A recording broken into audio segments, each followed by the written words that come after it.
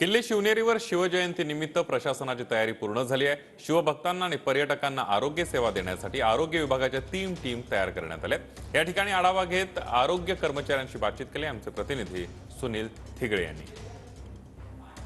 किल्ले शिवनेरीवरती शिवजयंती उत्सव हा मोठ्या उत्साहामध्ये साजरा केला जाणार आहे आणि याच अनुषंगाने जी तयारी आहे ती प्रशासनाकडनं पूर्ण करताना आपल्याला पाहायला मिळतं।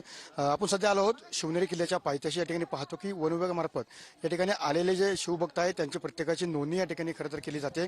ज्या पद्धतीने आपण पाहतो की शिवनेरी गडावरती अनेक शिवभक्त खरं तर आज दाखल झाले आहेत। आज सलग सुट्ट्या आलेल्या आहेत, शनिवार आणि रविवार, त्यात आज रविवार आहे आणि उद्या सोमवार शिवजयंती।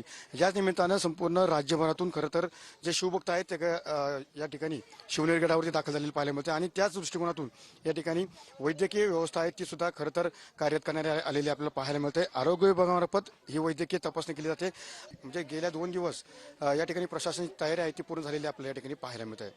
त्यावरून सुशांत राऊत, मी सुनील थिगळे, TV9 मराठी, जुन्नर, पुणे।